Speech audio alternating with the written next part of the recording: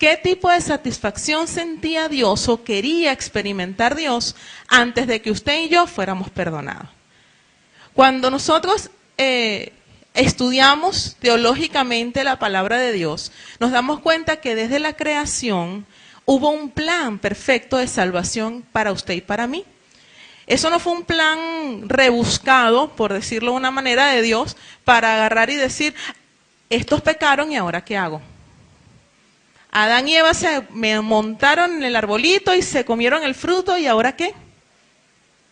Desde la creación, antes de crear al hombre, ya Dios sabía que usted y yo íbamos a pecar.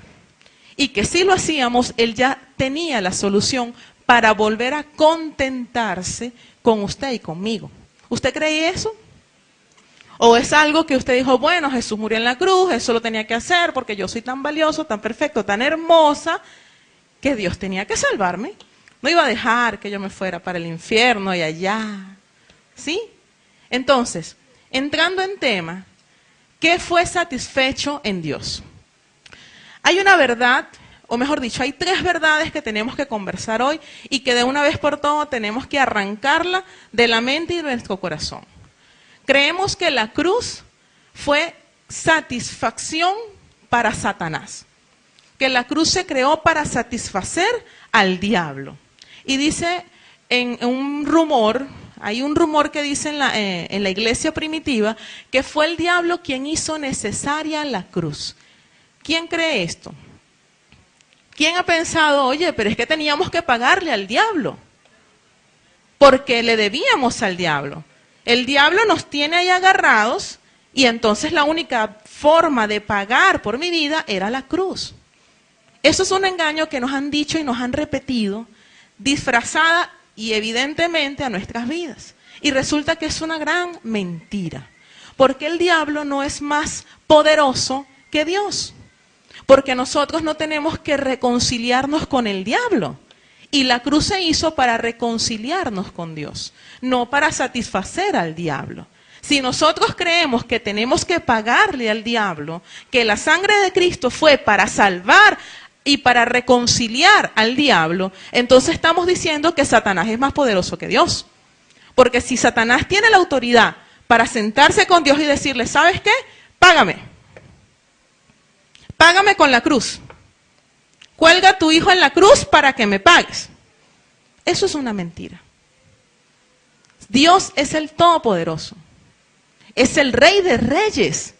El Señor de Señores. El gran yo soy, dice la Biblia. Entonces, si Satanás propuso la cruz, entonces ¿a quién le estamos pagando? ¿Con quién nos reconciliamos? ¿Con quién nos sentamos a decir, ¿sabes qué? Estos son unos vil pecadores, no valen nada, y yo los tengo aquí todo en mi poder, y tienen un valor grande para ti, Dios, porque son tus hijitos, pero son míos ahora. Entonces dame la cruz. Hay otro engaño que dice de que Satanás no sabía que Jesucristo iba a resucitar. Entonces él descargó su rabia y lo abofeteó y lo escupió y lo golpeó y le clavó una corona de espinos y agarró a los soldados y les endureció el corazón, y Satanás hizo todo eso para desbordar el pecado en esa persona y Dios pudiese ver ese pecado y decir, está todo ahí. ¿Fue así? ¿Satanás fue engañado? ¿Satanás no sabía que Cristo iba a resucitar? ¿Sabe qué? Yo entendí que Dios no tiene que rendirle cuentas a Satanás para nada. Él no tiene que decirle nada a Satanás. Además, en Dios no hay mentira para pensar un plan maquiavélico y decirle, ay, pobrecito Satanás, lo voy a agarrar en la bajadita. Ahí en la bajadita lo voy a agarrar. Porque como mi hijo va a resucitar y va a vencer en el nombre de Jesús la muerte, entonces él no sabe nada, yo lo voy a engañar, porque yo soy un Dios mentiroso. Yo soy un Dios que engaña. Yo le digo a ellos que los amo, pero es mentira. Es para que ellos crean. Pues Dios no es así. El Dios que yo creo, el Dios que yo hablo, el Dios en que mi vida confío, no es mentiroso. Es un Dios de verdad. ¿Quién lo cree? ¿Amén? Ok, continuemos. Satisfacer la ley. ¿Cuál ley? ¿Cuál ley se satisfizo en esa cruz? ¿La ley de quién? ¿De Dios? ¿Qué decía la ley para el pecado? Que el pecado, que la paga del pecado es, dígalo con credibilidad, el pecado se paga con muerte. Romanos 6:23 dice, porque la paga del pecado es muerte, más que, más la dádiva de Dios es vida eterna en Cristo Jesús, Señor nuestro. Entonces él dice, la paga del pecado es muerte, pero lo que Dios da es vida eterna, dice la Biblia, en Romanos 6:23. Entonces cuando el pecado, nos explicaba José Martínez, para no decirle sobrenombre, nos explicaba, ¿eso es cariño? Bueno, sí, es verdad, que quiero mucho. Cuando hablamos del pecado, decía que el pecado es ofender a Dios, que el pecado es una infracción a la ley, que es un ataque, que es una forma de deshonrar a Dios. Y el pecado principal no es matar, no es violar, no es mentir, no es criticar, no es hacer fraude. El pecado no es todos los títulos que conocemos como pecados. El único pecado es ignorar a Dios. Agarrar y decir, no me importa lo que tú piensas de esto, yo quiero hacerlo. Tú dices que yo no vea pornografía, pero a mí me gusta. Y yo lo hago. Tú dices que yo no critique, pero me fascina criticar. Entonces yo estoy ignorando lo que Dios dice. Y mi real pecado es ignorar la ley de Dios, que dice que la paga del pecado es muerte. Y me encantó el ejemplo que decía que cuando uno peca, uno se hace como si se coloca un sello anulado, o sea, retrasado de la presencia de Dios. Dice, la ley exige penalidad. No se puede eximir a un pecador de la ley, porque si una ley fuera quebrantada, ¿fuera ley? No. Si una ley se puede quebrantar, la ley de Dios no se hizo para quebrantarse. A mí me decían, bueno, pero es que las leyes son para romperlas. Y eso es una ofensa, eso es una falta de respeto a Dios. Porque Dios no nos creó para que nos burlemos de Él. Dios no nos creó para que nos riéramos de Él en la cara de su ley. Tú dices que yo diezme, pero ya no voy a diezmar, jajaja. Tú dices que yo haga esto, pero yo no lo voy a hacer porque no quiero. Si nosotros fuéramos pasados por alto de la ley de Dios, Dios no fuera el Dios que es. Porque cuando alguien ofende su vida, Dios se venga de esa persona. ¿Sí o no? ¿Quién ha experimentado que la palabra que dice, mía es la venganza, yo pagaré? Yo. Entonces, si Dios pasara por alto el pecado de esa persona o la ofensa de esa persona hacia su hija o hacia sus hijos, ¿fuera Dios? No. Porque Dios tiene que hacer cumplir la ley. La ley exige penalidad. Dios ama a nosotros los pecadores, pero odia al pecado. Eso nos lo han dicho varias veces. Y es una verdad que este congreso tenemos que llevarnos grabados en la mente y en el corazón finalmente. Porque cuando la tentación empieza a acercarse, allí es donde hay que cortarla. Porque no hay que darle ni un pedacito al espacio para pecar. Porque ese pedacito ya es pecado. Ese pensamiento ahí, me gusta, lo quiero hacer, lo quiero tocar, lo quiero agarrarme, lo quiero para mí, eso ya es pecado. Entonces la penalidad que exige la ley es la muerte. Y no vamos a hablar de lo que Cristo hizo en la cruz, vamos a hablar de lo que se satisfizo dentro de Dios y qué partes fueron satisfechas en Dios con esa cruz. Una ley que puede ser quebrantada sin una penalidad no es una ley en lo absoluto. Gálatas 3:13, para los que toman nota, dice, Cristo nos redimió de la maldición de la ley, hecho por nosotros maldición, lo leíamos ayer. Porque maldito aquel que, ¿qué? Que es colgado en un madero. Entonces, Cristo se hizo maldición para que la ley de Dios fuera satisfecha. Y Cristo murió en la cruz para que la ley de Dios, que decía que era pena de muerte para el pecado, fuera satisfecha. Era preciso que Jesucristo se sujetara a la ley a fin de rescatarnos de la condenación.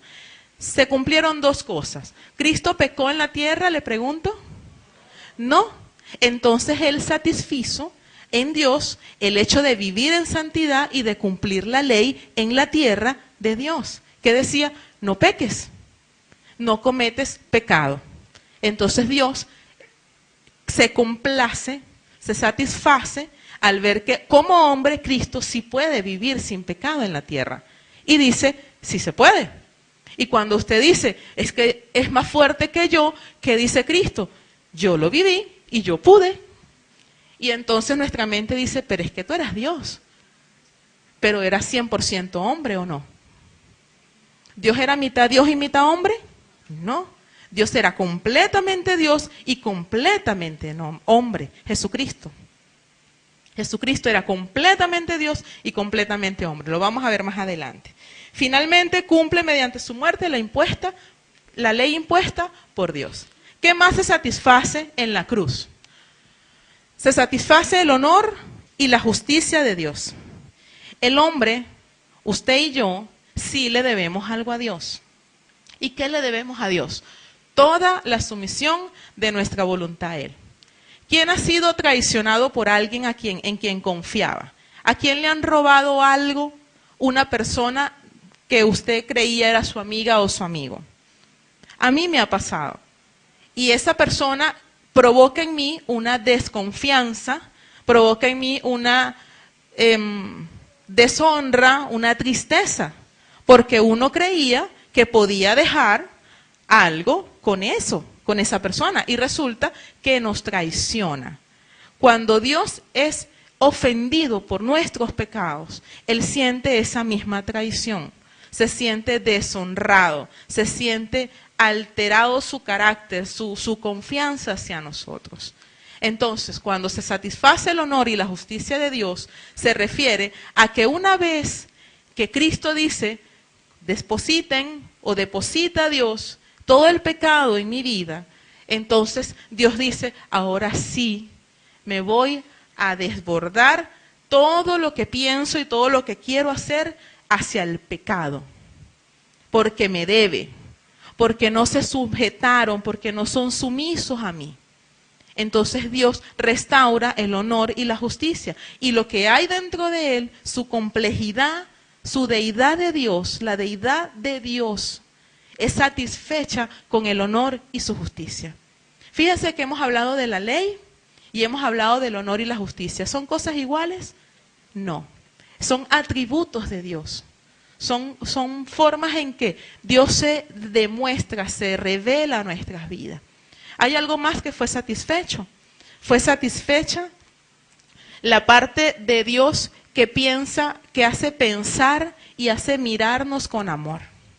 Porque cuando una persona que comete una ley, que comete una infracción a la ley, esta persona paga a la sociedad o ante la justicia, por llamarlo de una manera, esa infracción, esa persona ya queda absuelta, ¿verdad? Queda liberada.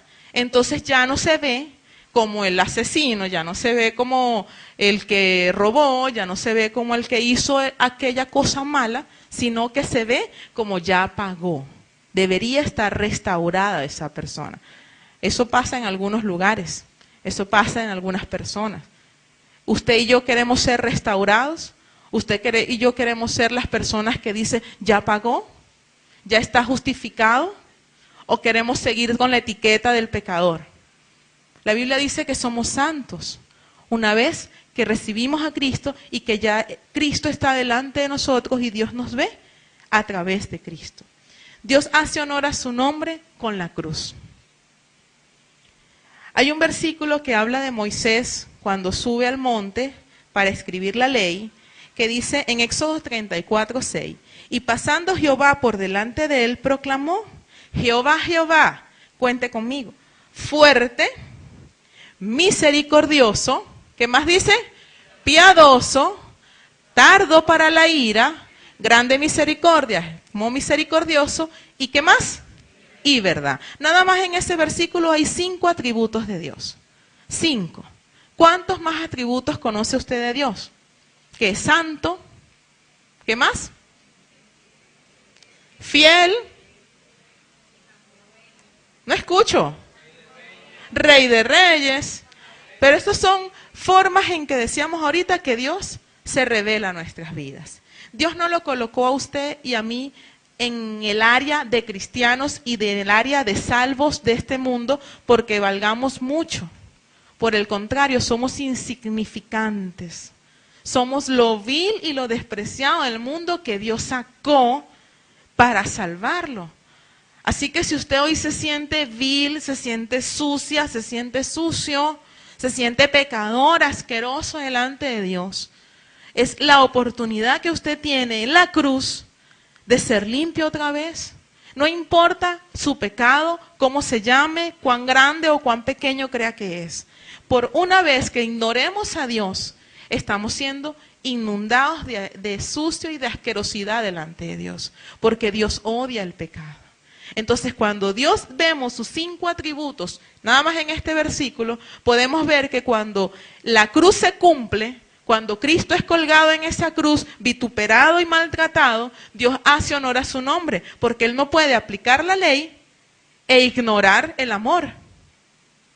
Entonces llega la disyuntiva que nos hablaba José, que dice de que te amo tanto, pero te odio tanto. Te amo, pero te odio. Te odio, pero te amo. ¿Qué hacer? ¿Cómo resuelvo este conflicto? Dice Dios. Y solo obtuvo una solución. Hay un solo camino y ese camino es Jesús. Ezequiel 20:44 dice, y sabréis que yo soy Jehová cuando haga por vosotros por amor de mi nombre. No según vuestros caminos malos, ni según vuestras perversas obras, oh casa de Israel, dice Jehová el Señor. Si Dios hubiese hecho, o si Dios hiciera cada vez con usted y con mí, según nuestras obras, yo creo que no estaríamos aquí. Hace rato hubiese hecho nuestro funeral, ¿verdad? Los que quedaron. Y como todos somos pecadores, ¿quién hubiese quedado? Nadie. Nadie hubiese quedado acá. Empezando por acá. Dios se satisface a sí mismo. Dice la palabra en 2 de Timoteo 2:13, si somos fieles, si somos infieles, Él permanece fiel, pues Él no puede negar quién es. ¿Cuántos atributos leímos ahorita? 5 atributos. O sea que si Dios fuera, vamos a la lámina anterior para refrescar, por favor. Bueno, tranquilos. Si Dios fuera misericordioso, solamente no pudiera ser justo. Si fuera amoroso nada más, no pudiera ser misericordioso. Si fuera fiel, no podría ser, no sé, vengador. Porque entonces, ¿cómo se contradice? ¿Cómo hago una cosa, pero quiero hacer la otra? ¿Pero cómo le digo, pero cómo lo hago? Pues Dios es tan grande y tan completo, y pídale al Espíritu Santo que le revele la grandeza de Dios, la majestad de Dios, que es todo eso y mucho más. Y todo lo puede hacer sin ir contra sí mismo. Él puede ser amoroso y puede ser vengador de las injusticias. Él puede ser justo y puede ser a la vez piadoso. Puede justificarnos a través de Cristo y a la vez puede condenarnos si nos alejamos e ignoramos la cruz. Porque cuando usted y yo pecamos, ignoramos la cruz. Con Dios, su satisfacción no se refiere a un problema de control. Cuando yo digo, estoy satisfecha conmigo mismo, ¿soy humilde? No, para nada. Es que soy demasiado bella, demasiado hermosa, demasiado perfecta. ¿Soy humilde? No, para nada. ¿Estás bonito? Ay, yo lo sé, gracias. ¡Qué humilde! ¡Qué humildad! Y cuando digo, debo satisfacerme, estoy demostrando una falta de control grandísima.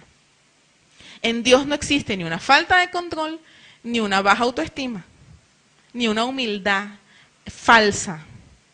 Dios es tan perfecto, Dios se satisface a sí mismo en la cruz, que dice, estoy satisfecho porque ya pagaron la humanidad completa, en mí mismo, todos los pecados.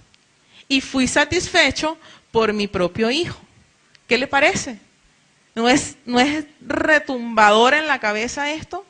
A mí me dio cachetadas cuando yo entendí que Dios no puede ir en contra de sí. Y que si fuera una cosa no puede ser la otra, pero se satisface completo y usted evalúa la cruz y ve los atributos de Dios y se da cuenta de que Dios no se contradijo en nada, de que todo fue cumplido allí. Amor, justicia, perdón, furor, todo fue clichado allí, todo fue verificado en esa cruz. Usted hace una lista y puede evaluarla como quiera, de arriba abajo, de atrás hacia adelante, como quiera, y todo está cumplido allí en esa cruz. Dios se satisface su ira. Y esta parte es hermosa, aunque es fuerte. La ira de Dios, dice la palabra, leíamos ahorita que es tardo para la ira. Pero la ira de Dios a través del pecado se fue encendiendo poco a poco. Y una cosa es que Adán se haya comido el fruto y haya desobedecido, eso creó rabia en Dios. Pero otra cosa fue lo que pasó en Babilonia, y eso empezó a seguir encendiendo la ira de Dios. Dios no se puso bravo de un día para otro. Dios fue calentando sus motores, como quien vulgarmente lo dice, poco a poco. Y cuando finalmente ya su paciencia y su tolerancia estaba saturada, agarró y dijo, derramaré sobre ti toda mi ira y cumpliré en ti mi furor y te juzgaré según tus caminos y pondré sobre ti tus abominaciones. Eso está en Ezequiel 7:8. Por favor busquen Ezequiel 5 del 11 al 13 y vamos a leer algo para completar la información. Ezequiel 5 del 11 al versículo 13. Yo voy a leer la versión Biblia Traducción Viviente. Dice, tan cierto como que yo vivo, dice el Señor soberano, 5 del 11 al 13. Tan cierto como que yo vivo, dice el Señor soberano, te eliminaré por completo. No te tendré ninguna lástima, porque has contaminado mi templo. Mi templo, ¿cuál es el templo de Dios? Mi cuerpo. Vamos a colocar, porque has contaminado mi cuerpo. ¿Con qué? Con tus imágenes repugnantes y tus pecados detestables. Una tercera parte del pueblo morirá de hambre y de enfermedades en la ciudad. Ahí él está declarando juicio sobre Israel. Otra tercera parte será masacrada por el enemigo fuera de las murallas de la ciudad. A la otra tercera parte la dispersaré a los cuatro vientos y la perseguiré con mi espada. Entonces por fin mi enojo se habrá desahogado y quedaré satisfecho, dice la Biblia. Cuando se haya calmado mi furia contra ellos, todo Israel sabrá que yo, el Señor, hablé y estoy enojado. Y si usted coloca su nombre allí, eso es lo que nosotros merecemos cada vez que pecamos. Y fíjese que Dios no dice que te voy a pellizcar y te voy a alar la oreja. Dice, te perseguiré con mi espada. Te haré morir de enfermedades. ¿Qué más dice? Derramaré mi furor y mi ira sobre ti. Todo eso lo dice Dios contra el pecado. Pero en esa cruz fue hecho. En esa cruz Dios derramó su ira. Y dice la palabra que se oscureció el día. ¿Y qué había ahí? Demonios y espíritus. Y el diablo haciendo de las suyas, creyendo que había sido engañado.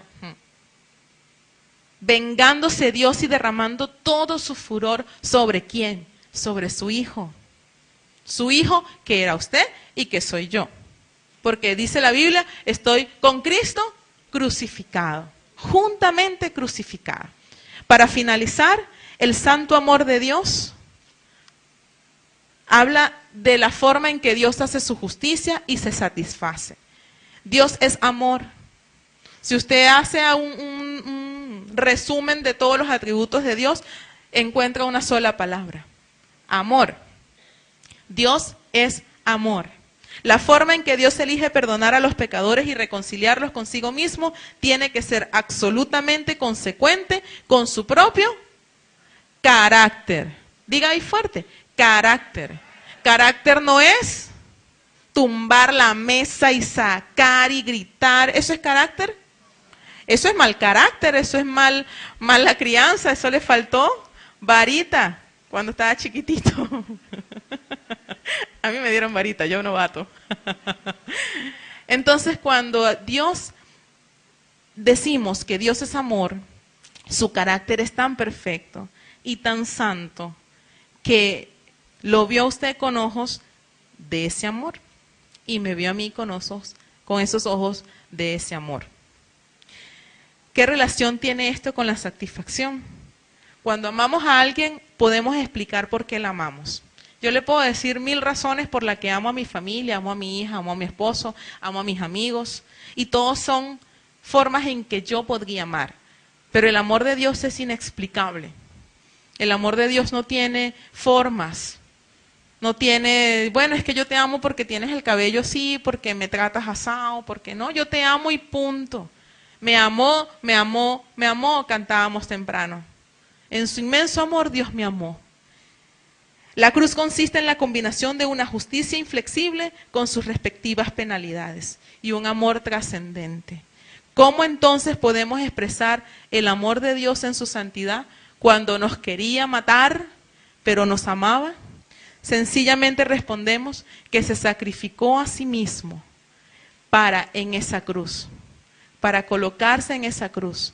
Porque cuando Dios tuvo la disyuntiva en decidir, un humano tiene que pagar la humanidad, el precio de la humanidad tiene que ser humano, pero a la vez tiene que ser Dios para que me pueda hablar el mismo lenguaje, por hablarlo coloquialmente. Entonces, ¿qué resuelvo? Me bajo yo, dejo de ser Dios, me convierto a hombre, pero siendo Dios, y me monto en esa cruz. No me montan, no me cuelgan, yo me cuelgo, yo me monto, porque solo yo me puedo pagar a mí mismo lo que mis hijitos me deben. Porque como padres reconocemos que cuando nuestros hijos hacen algún daño, nosotros mismos pagamos, ¿o no? Mi hija llega, rompe, hace y yo tengo que salir a pedir disculpas, le ale el cabello a alguien y tengo que salir, señora, discúlpeme por lo que mi hija hizo. Pero tengo que ser yo. Nuestro papito Dios hizo lo mismo. Su papito Dios agarró y dijo, pues yo me bajo de aquí, de este cielo hermoso, de donde están los ángeles, me están alabando y diciendo que me aman y que soy santo, y me monto en esa cruz por ti y por mí. Amén. Amén.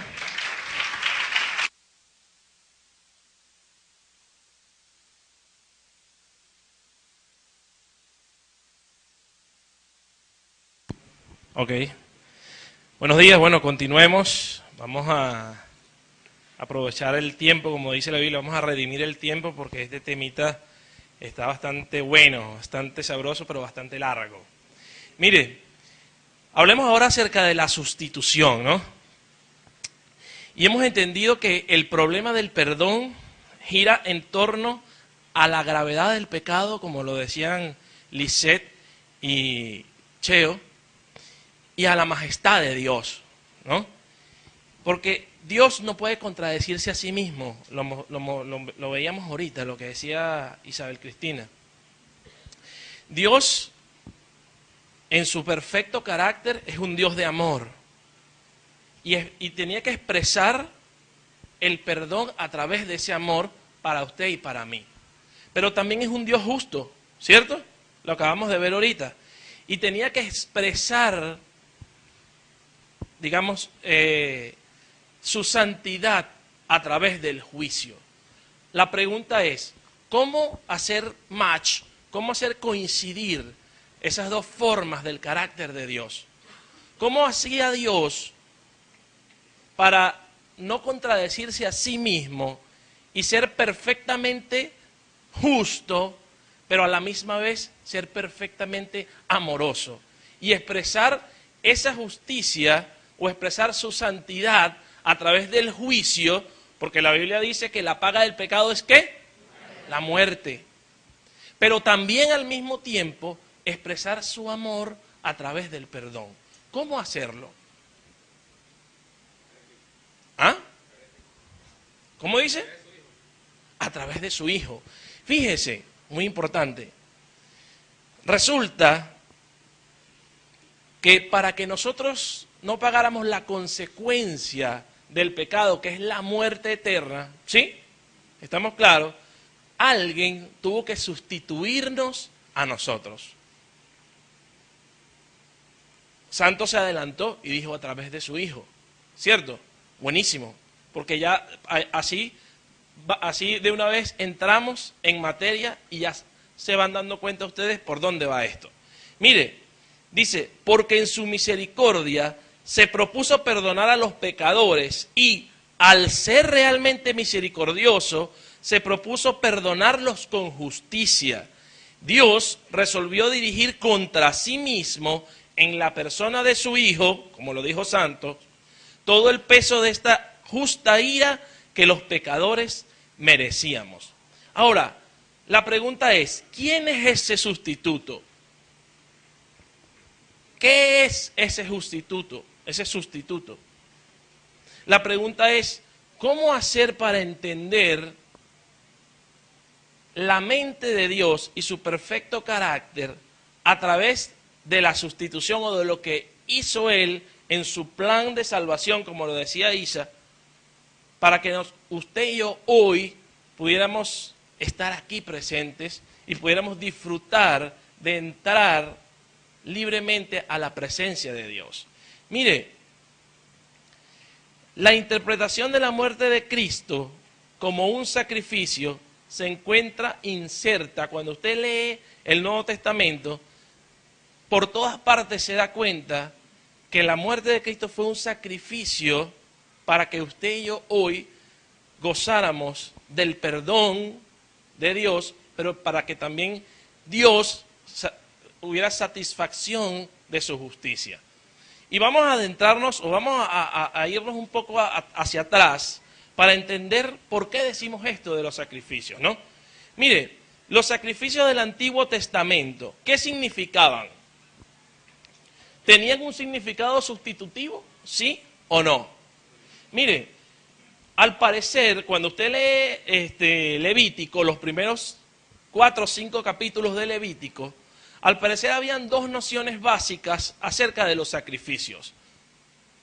Vamos a hablar de esto para entender por qué Jesús tuvo que morir en la cruz, ¿no? Habían 2 nociones básicas. La primera noción es que Dios es nuestro creador y nuestro proveedor. Y entonces existían ofrendas de paz, ofrendas de flor de harina, holocaustos, etc. Y la segunda noción que tiene el hombre con respecto a esto es que nuestra mente debe ser guiada por la voluntad de Dios y no por nuestra propia voluntad. En pocas palabras, debemos alienarnos a Dios. ¿Sí me permiten esa expresión? Debemos alienar nuestra mente a la mente de Dios. ¿Sí? No, es otra cosa. Alienarnos. ¿Ok? Entonces fíjese, para esta noción, para esta segunda noción de la cual le estoy hablando, existían también otros tipos de sacrificios, que era el sacrificio por la culpa y el sacrificio por los pecados. Lo puede leer, ya le dije, entre Levítico 1 y Levítico 5. Es muy largo, no lo podemos tocar acá, ¿cierto? Mire, es decir, que en los sacrificios Dios se revela por una parte como el creador del cual depende el hombre para su vida física y por otra, simultáneamente, como el juez que exige y el salvador que proporciona la expiación del pecado. ¿Ok? Entonces, ya sabemos lo que es en principio lo que es el sacrificio. Ya lo vamos a explicar un poquito mejor. Ahora, ¿cuál es el concepto de la sustitución? La noción de la sustitución es de que una persona, como lo dice ahí, ocupa el lugar de otra, especialmente con el fin de sufrir un dolor para que esa persona sustituida no lo sufra. Eso es, en pocas palabras, la sustitución. Algo que yo merecía vivir, algo que yo merecía sufrir, otra persona, que no soy yo, se pone voluntariamente, en el caso de Jesús, para sufrirlo Él por mí. Eso es todo. ¿Sí se entiende? Esa es la sustitución, así de sencillo. Mire, la sustitución fue muy bien entendida en la Biblia por Moisés, por ejemplo, cuando le dijo a Dios, si tú quieres, bórrame del libro de la vida, pero que mi pueblo, que es tu pueblo, entre a la tierra que tú le has prometido. O sea, en pocas palabras, le dijo a Dios, mira, sustitúyeme a mí, o sea, yo quiero sustituirlos a ellos en el furor de tu ira. ¿Sí? También Pablo lo entendió cuando le hizo a Dios un ofrecimiento muy parecido a este. ¿Sí? También Abraham, cuando Dios le dijo que sacrificara a su hijo, y él fue a hacerlo, pero Dios le proveyó de un carnero, y él pudo sustituir la vida de su hijo por la vida de ese carnero. ¿Sí? También Miqueas, lo puede leer en el libro de Miqueas, cuando Miqueas tiene que ir delante de Dios y se hace la pregunta, reflexiona y se hace la pregunta, ¿será necesario que yo lleve ofrendas, que yo lleve holocaustos? ¿O acaso debo llevar la vida de mi hijo por el pecado de mi alma? La vida de mi primogénito por el pecado de mi alma. Entonces fíjense que esto de la sustitución es un concepto que Dios tiene muy claro y que muchos de los hijos de Dios tenían muy claro tanto en el Antiguo como en el Nuevo Testamento. Le voy a explicar algo. Mire, para que entiendan lo que es la sustitución en el sacrificio. Cuando iba a existir un sacrificio, Dios dice, bueno, debes traer un macho de 1 año, ¿verdad?, sin mancha, y lo debes presentar delante de Dios. La persona que presentaba el sacrificio, en este caso el ofrendante, traía al templo el animal y debía degollar el animal, ¿sí? Pero antes de hacer eso, ponía sus manos sobre él, o su mano o sus 2 manos, como queriendo significar que los pecados del ofrendante pasaban al animal sustituto, y luego al ser degollado y al ser derramada la sangre, se efectuaba la muerte del animal y por lo tanto había la expiación. ¿Sí? ¿Sí me explico? Lo estoy haciendo bastante rápido porque digamos que no es tan importante esto del detalle. Más importante es lo que viene ahora. Mire, la sangre es símbolo de la vida y es por esa razón que el derramamiento y el rociamiento de la misma eran indispensables para la expiación. Por eso el sacrificio cruento tiene una significación sustitutiva. Si nos vamos a Levítico 17:11, se los leo, dice, porque la vida de la carne en la sangre está, y yo os la he dado para hacer expiación sobre el altar por vuestras almas, y la misma sangre hará expiación de la persona. Mire, cuando leemos ese versículo hay 3 cosas importantísimas. Lo primero, dice, porque la vida de la carne en la sangre está. En pocas palabras, la vida está en la sangre, ¿sí? Por lo tanto, si la paga del pecado es la muerte, la forma de que se verifique esa muerte es quitando la vida, ¿sí? ¿Y dónde está la vida? Entonces tiene que haber derramamiento de sangre. ¿Estamos? ¿Sí? Segundo, dice, y la misma sangre hará expiación por la persona. Y fíjese que no se refiere a la sangre que corre por las venas, porque la sangre que corre por las venas es el palpitar y la persona está viva, o en este caso el animal está vivo. Es la sangre derramada la que hace la expiación. ¿Sí me explico? Porque al ser derramada la sangre, se verifica la muerte. ¿Sí? Y lo tercero es, yo os la he dado para hacer expiación sobre el altar por vuestras almas. Fíjense entonces que el sacrificio sustitutivo no es algo que el ser humano, que usted y yo hayamos inventado, no. Es algo, esa noción proviene y nos la dio Dios para entender esas dos cosas. Uno, que Él debe satisfacer su santidad a través del juicio, pero para que haya una expiación del pecado, pero también va a satisfacer su amor a través del perdón. Y eso lo vamos a ver más adelante. Mire, dice, sin embargo, en Mateo 12:2, no lo vamos a leer, pero también dice que el hombre vale más que una oveja. Anótelo. Y en 1 de Pedro 1:19 dice que solo la sangre de Cristo tenía el valor suficiente para comprar la humanidad y rescatarla de la muerte eterna. Anote esos dos versículos allí y léalos en su casa. Mateo 12:12 y 1 de Pedro 1:19. Ahora, hablemos acerca de dos situaciones particulares de sustitución. ¿Ok? La primera de ellas es la Pascua, juicio y redención. ¿Conocen? ¿Todos aquí conocen qué es la Pascua? ¿Hay alguien? Levante la mano que no sepa lo que es la Pascua. Todos saben. ¿Ah? Por aquí hay alguien que no lo sabe. Ok, entonces lo explicamos. Muy bien. Si hay alguien, si por lo menos uno no sabe, lo explicamos. Ok, perfecto. Mire, el pueblo de Dios estuvo 430 años cautivo en Egipto.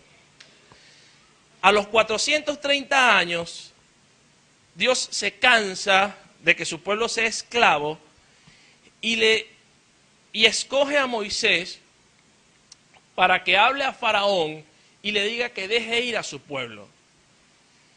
Bueno, Moisés va en 9 oportunidades y en 9 oportunidades Dios debe,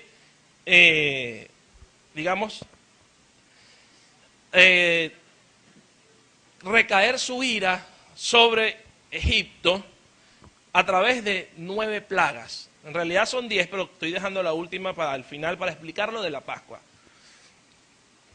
Como no sucedía esto, sino que Faraón endurecía su corazón, entonces Dios dijo, bueno, le dijo al pueblo de Israel a través de Moisés, le dijo, en este mes en el que estamos será el primer mes de tu calendario. En el día 10 de este mes, tú vas a apartar un cordero macho de 1 año que esté sin mancha, y en el día 14 vas a matar el cordero, ¿sí?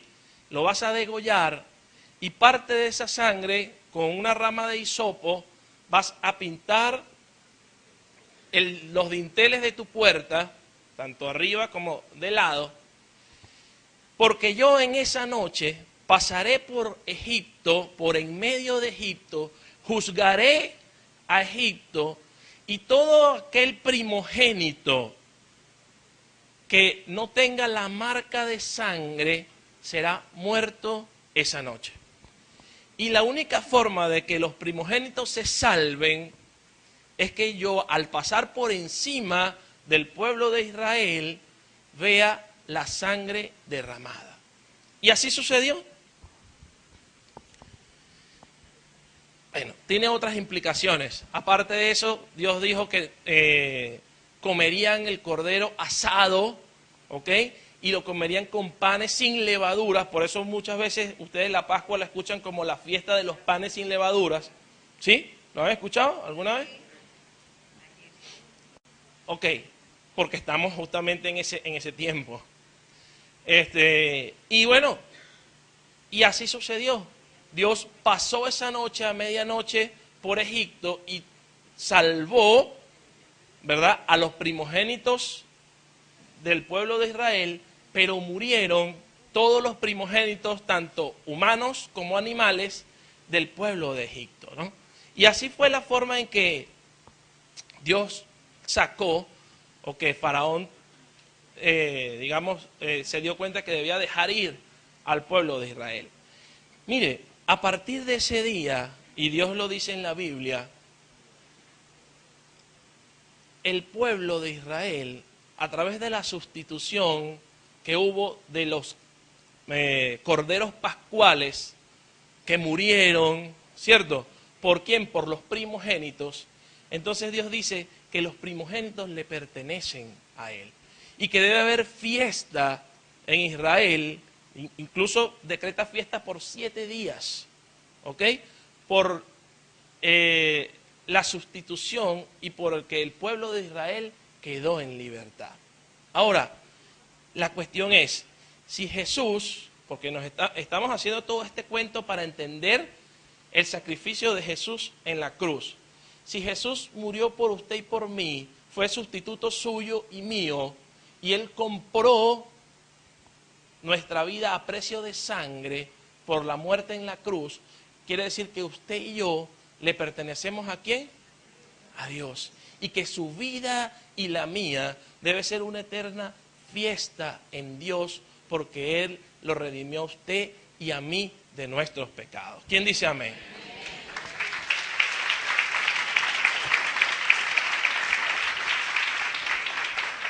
Mire, fíjese algo. Aquí hay 3 cosas importantes que debemos repasar.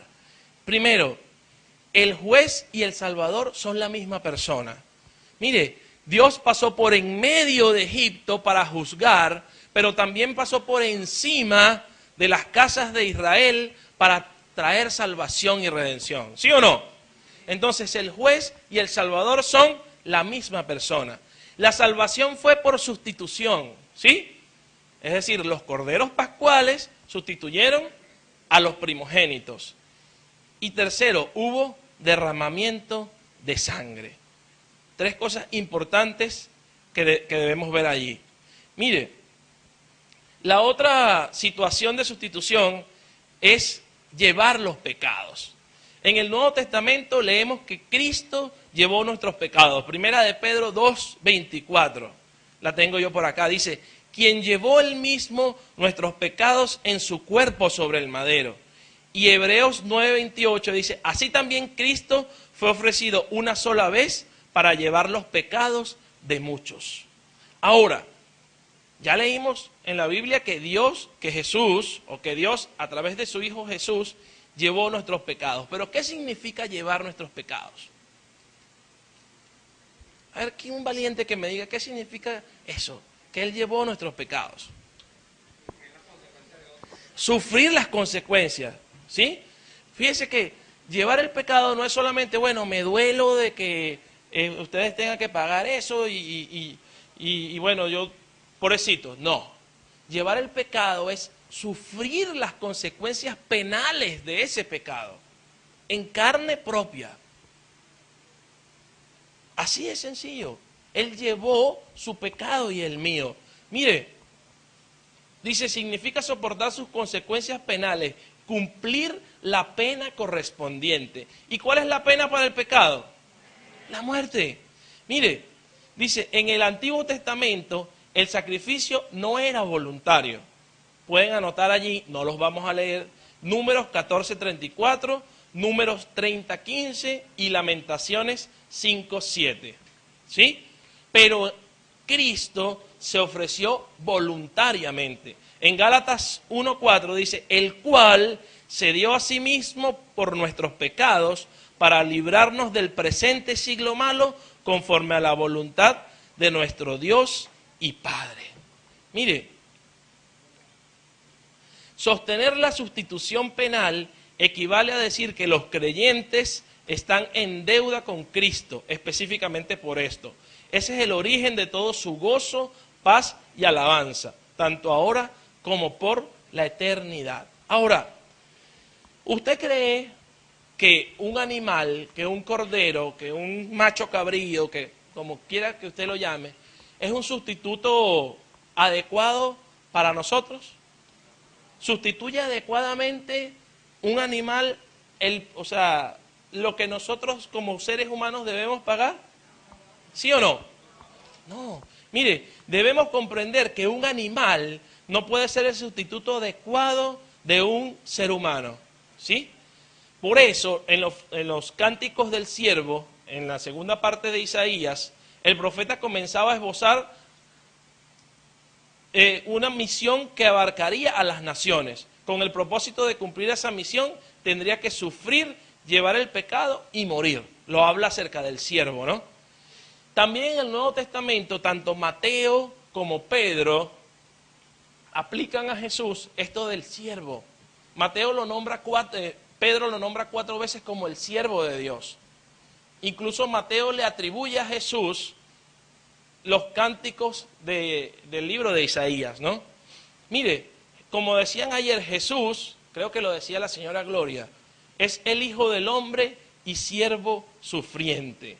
Mire, el mismo Jesús dio testimonio de sí mismo acerca de lo que la profecía en el Antiguo Testamento decía de quien debía sustituirnos. Mire, en Marcos 9:12, el mismo Jesús dice que él iba a ser tenido en nada. Y eso lo dice en Isaías 53, si usted lo lee.